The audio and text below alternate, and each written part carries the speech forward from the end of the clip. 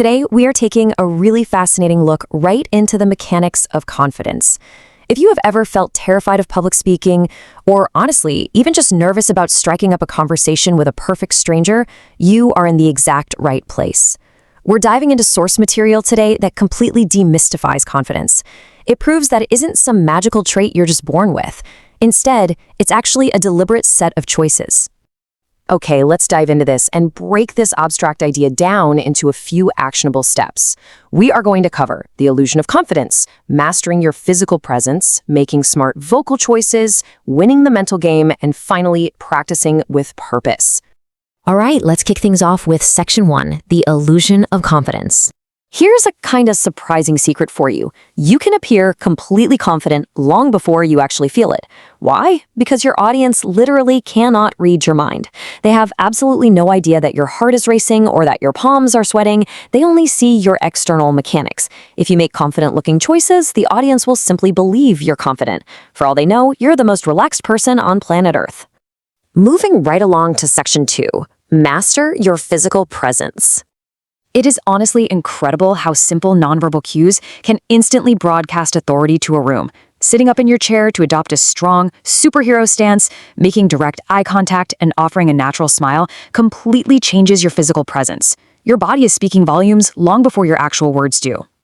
If you're feeling totally overwhelmed, the easiest shortcut is to literally just make the shape of a confident person.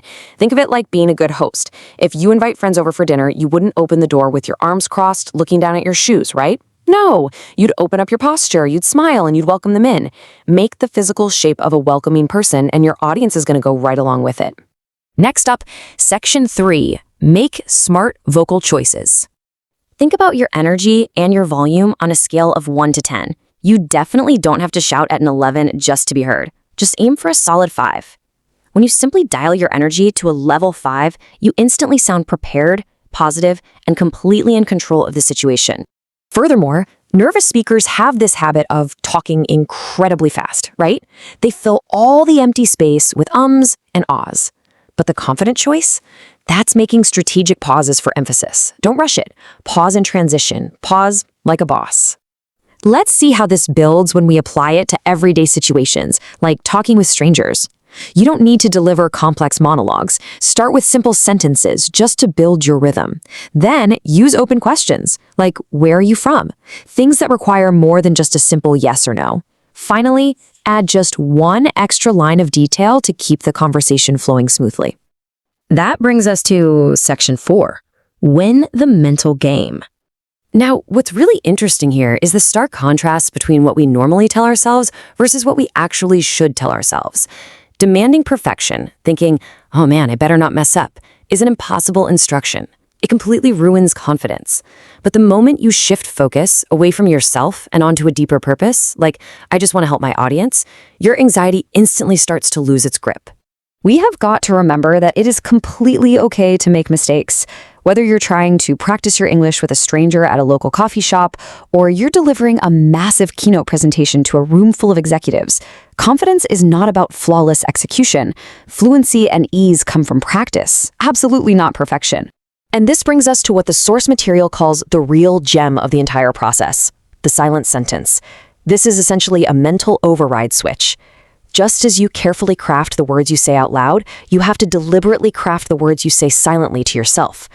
It blocks out those terrifying, unhelpful thoughts right before you open your mouth to speak. Here is a really beautiful, evolved example of a silent sentence. It reads, I invite you to be here with me while I am here with you, so that I can make this easier for you. Notice how that completely frames the audience. It transforms them from a judgmental group of foes into partners and friends.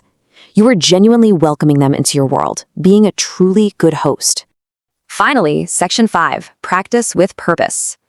So the crucial point here is, well, think about it. You would never step onto a stage to play a piano concert if you had only ever read the sheet music silently in your head.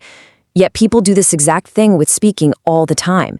You absolutely must practice out loud. Stand up, imagine your audience, ditch those robotic, verbatim scripts for simple bullet points, and yes, video yourself to make sure you're actually hitting that level 5 energy. You can easily build this right into your daily life with a creative little rehearsal loop. Walking the dog, taking a shower. Practice your opening. Think your silent sentence in your head, and then immediately speak your opening out loud. Silent, then out loud. Repeat this loop until your deeper purpose and your spoken words become a totally reliable, unbreakable habit. As we wrap up our explainer today, I want to leave you with one final thought. You now know that confidence is an external choice. You know how to stand, how to pause, and how to practice. But it all starts from within. So reflect on your own deeper purpose before your next big conversation. What will your silent sentence be? Figure that out, write it down, and start practicing your confidence today.